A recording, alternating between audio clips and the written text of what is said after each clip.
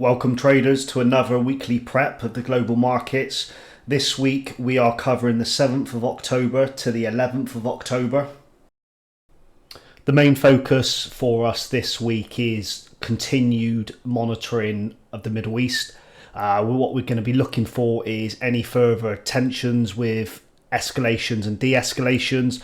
Obviously, depending on if it's an escalation or de-escalation, we will be looking at safe havens, risk assets. We'll be looking at market conditions, see if we can get some trades on safe havens, see what the dollar's doing, same as equities.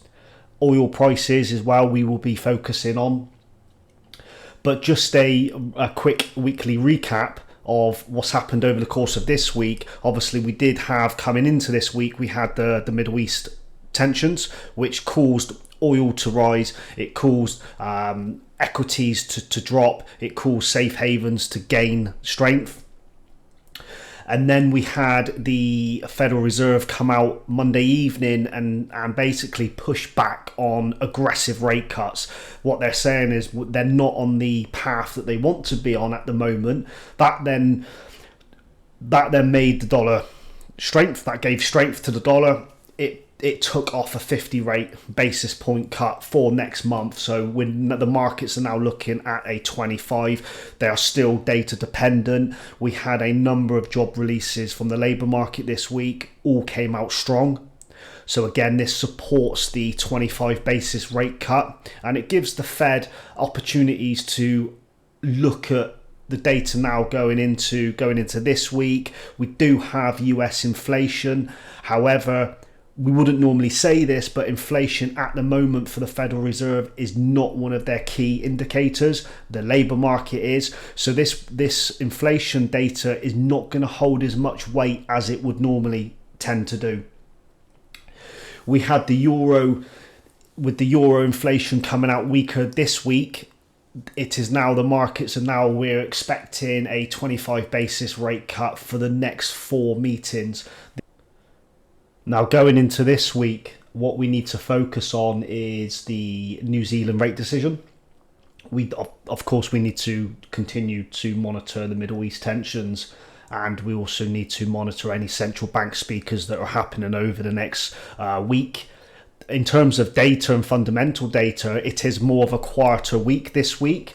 For us, our main focus in terms of fundamentals is the UK GDP. What we want to look for is we want a lower print, ideally.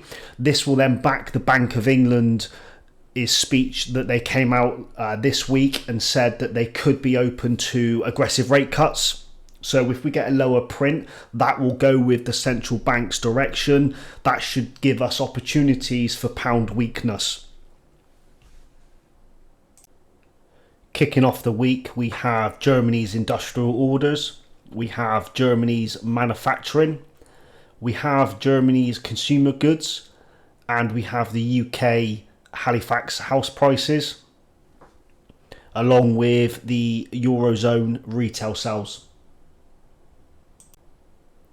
Going into Tuesday, we have Japan's household spending, we have the Australian RBA Minutes, we have Germany's industrial output and Germany's industrial production. Going into Wednesday, we have New Zealand's rate decision. We have Germany exports, Germany imports, and finally we have the United States Fed minutes.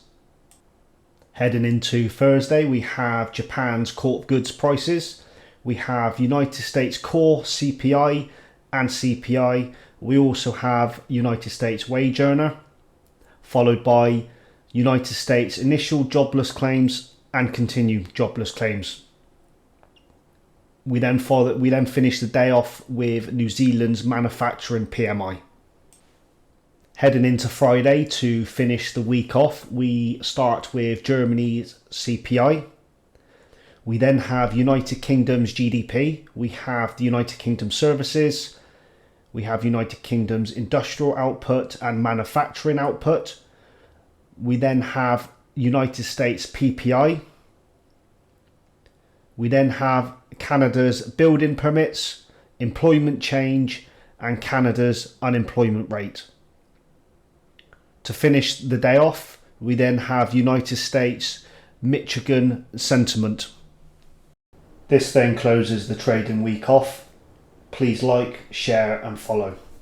Thank you.